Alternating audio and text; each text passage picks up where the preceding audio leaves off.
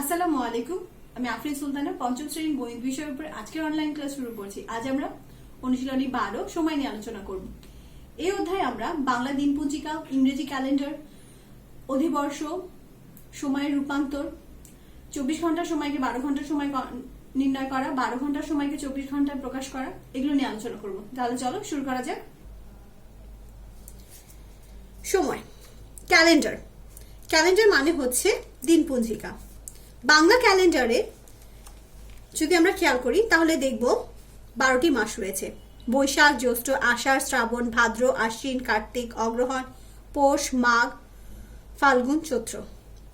বাংলায় প্রথম 5টি মাস অর্থাৎ বৈশাখ, জ্যৈষ্ঠ, আষাঢ়, শ্রাবণ, ভাদ্র, এই 5টি মাস হচ্ছে 31 দিনের এবং পরের 7টি মাস হচ্ছে 30 দিনের। প্রথম 5টি 31 দিন এবং পরের 7টি 30 দিন। যদি এর দিনগুলোকে আমরা যোগ করি তাহলে হবে 365 দিন। অর্থাৎ ইংরেজি ক্যালেন্ডারেও 365 দিন, বাংলা ক্যালেন্ডারেও দিন হচ্ছে 365। ইংরেজি ক্যালেন্ডারে আমরা দেখি মাস হচ্ছে 12টি, বাংলা ক্যালেন্ডারেও মাস 12টি। ইংরেজি ক্যালেন্ডারের মাসগুলো হচ্ছে January, February, March, April, May, June, July, August, September, October, November এবং ডিসেম্বর। ইংরেজি ক্যালেন্ডারে 31 দিনের মাস আছে 7টি আর 30 দিনের মাস আছে 4টি। একটি ফেব্রুয়ারি মাস, এটি 28 দিনে হয়। আর অধিবর্ষের বেলায় ফেব্রুয়ারি মাস 29 দিনে হয়। অধিবর্ষ নিয়ে আমরা একটু পরে আলোচনা করব। এবার আমরা জন্মদিন, একজনের জন্মদিন দেয়া থাকলে এবং অন্য জনেরটা কিভাবে বের করব তা দেখব নিচের এই অঙ্কটিতে।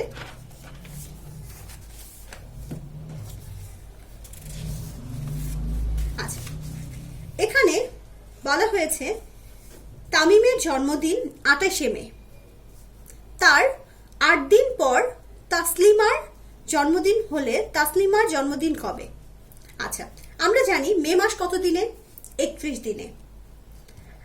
মে মাসের 28 তারিখ হচ্ছে তামিমের জন্মদিন, 28 তারিখ। তাহলে মাস যদি 31 হয় তাহলে আমরা এখানে কয় দিন পাচ্ছি? 28 পর 29, 30, 31, অর্থাৎ আমরা এখানে কদিন পেলাম? সমান হচ্ছে 3 দিন। আচ্ছা, আর এখানে বলা হয়েছে তসলিমার জন্মদিন 8 দিন পরে। তাহলে 8 থেকে যদি আমি 3 বাদ দিয়ে দেই তাহলে হবে 5। তার মানে মে মাসের পরের মাসটা কি? জুন। তাহলে 5 জুন হচ্ছে তসলিমার জন্মদিন। এভাবে আমরা আরো চেষ্টা করব। এবার আসি আমরা অধিবর্ষ, দশক, যুগ ও শতাব্দী। এক দশক সমান হচ্ছে 10 বছর, এক যুগ সমান 12 বছর, এক শতাব্দী সমান 100 বছর। এগুলো আমাদের ছোট প্রশ্নের জন্য অনেক বেশি ইম্পর্টেন্ট। এই তিনটি ছাড়া আরো আছে এক বছর সমান 12 মাস বা 365 দিন, এক মাস সমান 30 দিন, এক মিনিট সমান 60 সেকেন্ড, এক ঘন্টা সমান 60 মিনিট, একদিন সমান 24 ঘন্টা। এরকম তোমরা আরো কিছু ছোট প্রশ্ন এই বইয়ের ভেতরে পাবে। আচ্ছা, এবার আসি অধিবর্ষ। অধিবর্ষ কি? অধিবর্ষ কি প্রশ্ন হলে, অধিবর্ষ হলো এমন একটি বছর যে বছরে ক্যালেন্ডারের বছরের সাথে ঋতু বছরের সমন্বয় স্থাপনের জন্য একদিন বেশি থাকে। অর্থাৎ আমরা জানি এক বছর সমান 365 দিন। 4 বছর পর পর ফেব্রুয়ারি মাস 29-এ হয়, সেক্ষেত্রে এক বছর সমান 366 দিন হয়ে যায়। এই যে একটা দিন বেশি হয়েছে, এই একদিন বেশি হচ্ছে সেই বছরটি হচ্ছে অধিবর্ষ। কিন্তু কেন হয়? পৃথিবীর সূর্যকে একবার প্রদক্ষিণ করতে সময় লাগে 365.25 দিন। গণনার সুবিধার জন্য আমরা এটিকে 365 দিন হিসাব করি। সূর্যকে প্রদক্ষিণ করতে 365 দিন এবং 1/4 দিন বেশি লাগে, যা প্রতি 4 বছরে একটি পূর্ণ দিনে পরিণত হয়। তাই প্রতি 4 বছর পর পর একটি দিন বেশি ধরা হয়। আচ্ছা, এখন তোমাকে যদি কোনো একটা সাল দিয়ে দেয়, দিয়ে বলে যে এটি অধিবর্ষ কিনা সেটি দেখাও, মনে করো 2020, এটি অধিবর্ষ কিনা, তাহলে তোমাকে কি করতে হবে, একে 4 দ্বারা ভাগ করতে হবে। 4 দ্বারা ভাগ করলে যদি এটি নিঃশেষে বিভাজ্য হয় তাহলে অবশ্যই কি হবে, অধিবর্ষ হবে।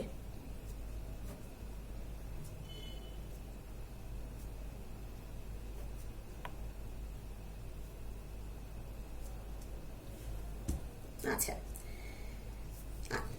এবার মনে করি যে কোনো একটি সাল কি হতে পারে, মনে করি এই যে এখানে আর একটি সাল দেখছি, এটিকে 4 দ্বারা ভাগ করি। 4 দ্বারা করলে হচ্ছে 4, 3, 1, তাহলে কয়বার যাচ্ছে, 28।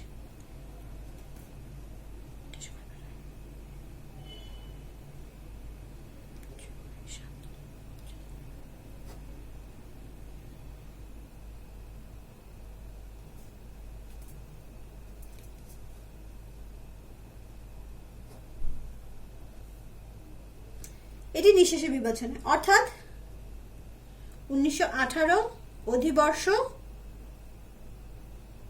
9, 2020 সুতরাং 2020 অধিবর্ষ।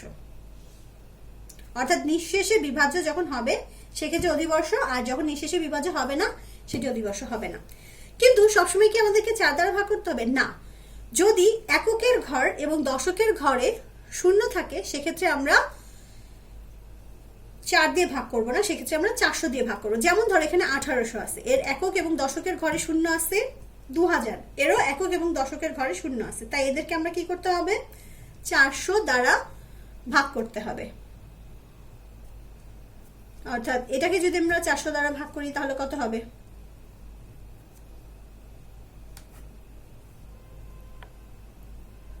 200 অবশিষ্ট থেকে যায়। সো এটা অর্থাৎ 1800 সালটি কি ছিল, অধিবর্ষ 9। অধিবর্ষ 9 যখনই বলবে অধিবর্ষ কিংবা অধিবর্ষ 9, সেক্ষেত্রে অবশ্যই তোমাকে ভাগটি দেখিয়ে তারপরে বলতে হবে অধিবর্ষ হ্যাঁ বা না। আচ্ছা, এটার বেলায় এটা অবশ্যই অধিবর্ষ।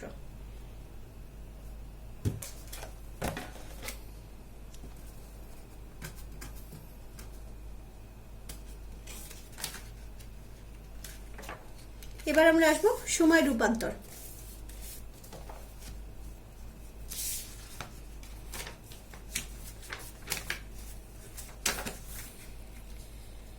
এখানে একটা প্রশ্ন আছে, 2 বছরকে ঘন্টায় রূপান্তর করো। 2 বছরকে ঘন্টায় রূপান্তর করো। যদি আমাকে প্রশ্নে এরকম বলে দেওয়া থাকে, মনে করি 1 মাস সমান সমান 30 দিন, সেক্ষেত্রে আমাকে 1 বছর সমান সমান 365 দিন লেখা যাবে না। সেক্ষেত্রে আমাকে 1 মাস সমান সমান 30 দিন লিখতে হবে, এবং 2 বছর সমান সমান হচ্ছে 24 মাস। 24 মাসকে প্রথমে দিনে কনভার্ট করতে হবে। তাহলে আমরা প্রথমে কিভাবে লিখবো, প্রথমে আমরা লিখবো যে 1 বছর, আমরা জানি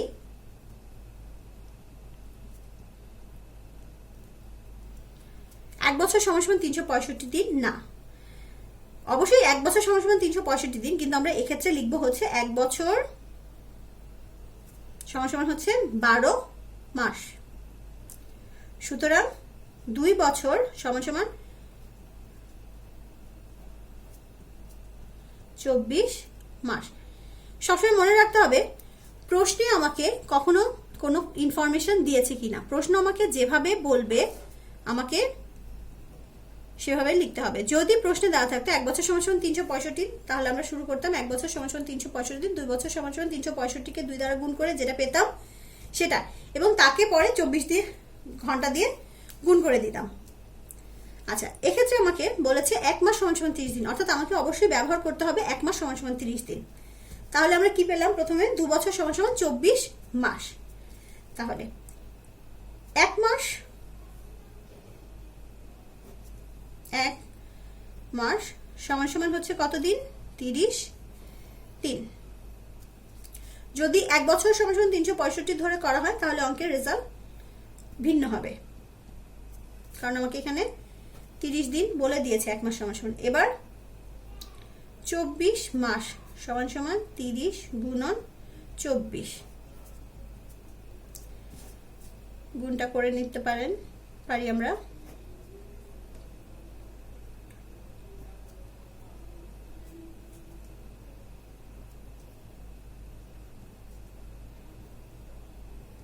অর্থাৎ 720 দিন। ওকে, আবার আমরা কি জানি? আমরা জানি 1 দিন সমান সমান 24 ঘন্টা। সুতরাং 720 দিন সমান সমান 720 গুণন 24 ঘন্টা। এখানে 72 এবং 24কে গুণ করব,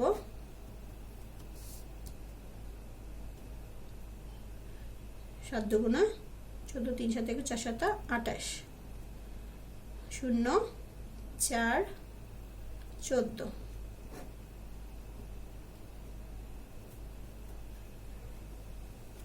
অর্থাৎ 1728 ঘন্টা। 72 এবং 24কে গুণ করলে আমরা পাচ্ছি 1728। আচ্ছা, আমরা তো 72 নিয়েছিলাম, আর এই যে শূন্যটা, এই শূন্যটা আমাদের এখানে বসিয়ে দিতে হবে। অর্থাৎ 2 বছর সমান সমান আমরা কি পাচ্ছি? 17,280 ঘন্টা। এবার 1000 ঘন্টাকে মাস, দিন এবং ঘন্টায় প্রকাশ করো। প্রথমে এখানে আমাকে কি বলেছে? ঘন্টায়। ঘন্টাটা কি দিয়েছে? 1000। এরপর ঘন্টাকে কিসে প্রকাশ করতে হবে? দিনে। দিন থেকে কিসে? মাসে। তাহলে প্রথমে আমরা জানি একদিন সমান সমান 24 ঘন্টা। তাহলে 1000 ঘন্টাকে এবার আমরা 24 দ্বারা ভাগ করব। ভাগ করলে হচ্ছে আমরা পাবো এখানে 96। কয়বার যাবে 96? 4 বার।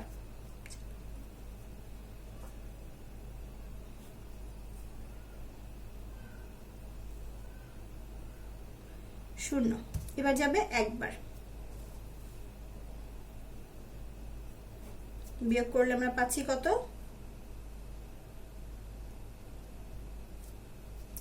আচ্ছা, এই যে আমরা এখানে এটা পাইছি, এটা কি? এটা হচ্ছে দিন, আর এটি হচ্ছে ঘন্টা। অর্থাৎ সুতরাং আমরা কি পেলাম? 1000 ঘন্টা সমান সমান কি পেলাম? 41 দিন 16 ঘন্টা। এবার আমরা কি জানি? আমরা জানি 1 মাস সমান সমান কত? 30 দিন। তাহলে এবার আমরা 41কে কত দ্বারা ভাগ করব? 30 দ্বারা।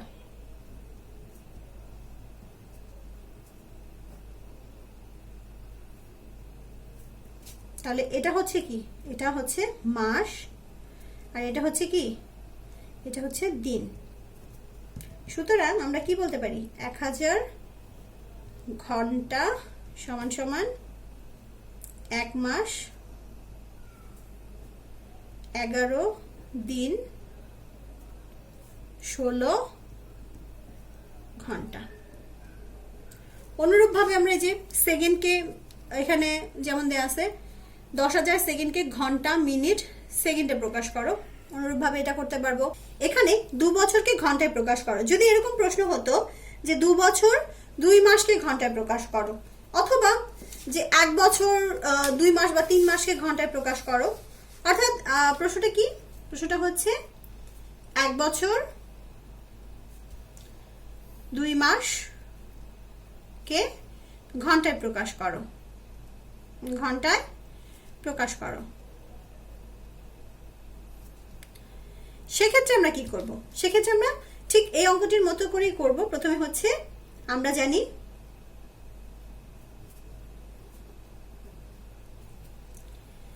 1 বছর সমান সমান হচ্ছে 12 মাস। আচ্ছা, এখন যদি 1 বছরের পরিবর্তে 12 বছর বা 13 বছর যাই হোক, এখান থেকে আমরা সেটাকে মাসে কনভার্ট করে নিব। এখন যেহেতু আমাদের 1 বছর আর কত 2 মাস সমান সমান আমরা কি পাই? 12 মাস যোগ 2 মাস সমান সমান আমরা কত পেলাম? 14 মাস। এবার আমরা কি আমাদের এখানে বলা আছে 1 মাস সমান সমান কত? 30 দিন। এখন 1 মাস সমান সমান হচ্ছে 30 দিন। সুতরাং 24 মাস সমান সমান 30 গুণন 14 মাস সমান সমান 30 গুণন 14। এখন এখানে আমরা এটাকে কি করব? গুণ অবশ্যই দেখিয়ে দিব। 30 14 0 আর একটি 0 3 0 2 4 420 দিন। অর্থাৎ এই যে এখানে যে অঙ্কটি আছে 12 বছর 5 মাসকে দিনে প্রকাশ করে, এই অঙ্কটি প্রথমে 12 বছরকে আমাদের মাসে কনভার্ট করতে হবে, তারপর সেই 12 বছরে যে মাসটা হবে সেটার সাথে 5 মাস যোগ করে আমরা মোট মাসটা পাবো, তাকে আমরা দিনে কনভার্ট করব।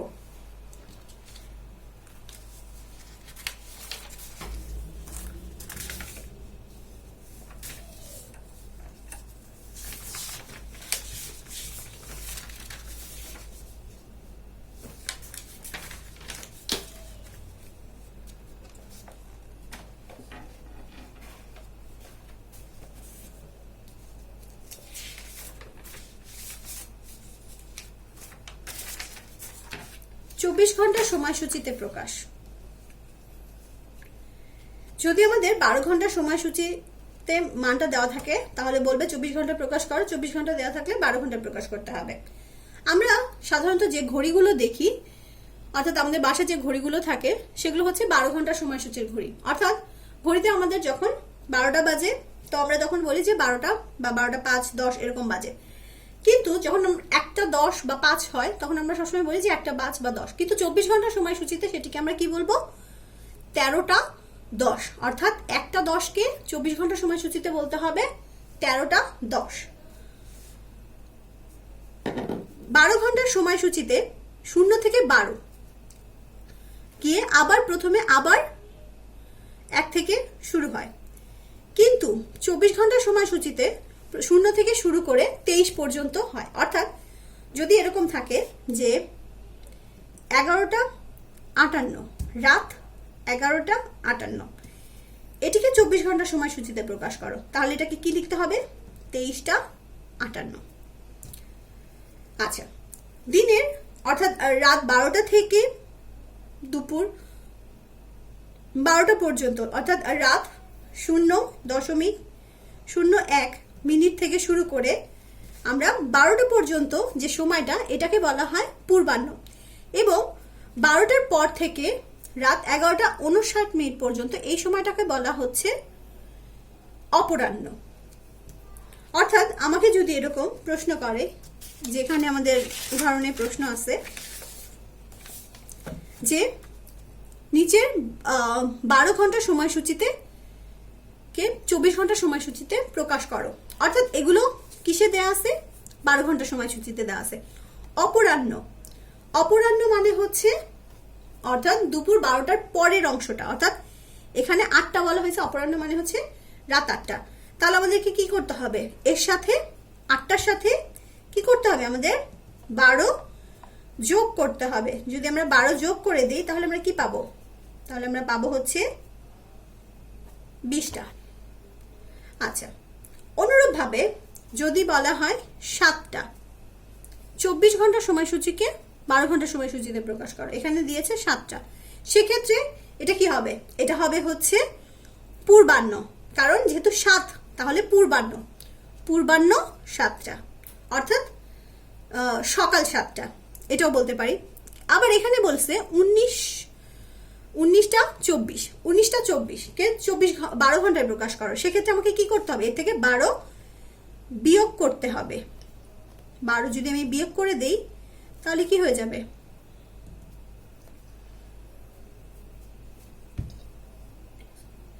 7টা 24। এখন 7টা 24 এটা পূর্বাহ্ন না অপরাহ্ন? এটা অবশ্যই অপরাহ্ন, কারণ এটা 19টা ছিল। দিনের শেষের অংশটাকে কি আমরা কি বলতেছি? অর্থাৎ দুপুর 12টার পর থেকে যেটা, সেটাকে বলা হচ্ছে অপরাহ্ন। আচ্ছা, এভাবে এখানে দেয়া আছে। এছাড়া দেখবে তোমাদের বইতে আরো এরকম আছে। এগুলো বাসায় আরো বেশি বেশি করে চেষ্টা করবে এবং বিগত বছরগুলোর সময়ের যে প্রশ্নগুলো আছে সমপনীর, সেগুলো বেশি বেশি করে চেষ্টা করবে। তাহলে আজকে এই পর্যন্ত। আল্লাহ হাফেজ।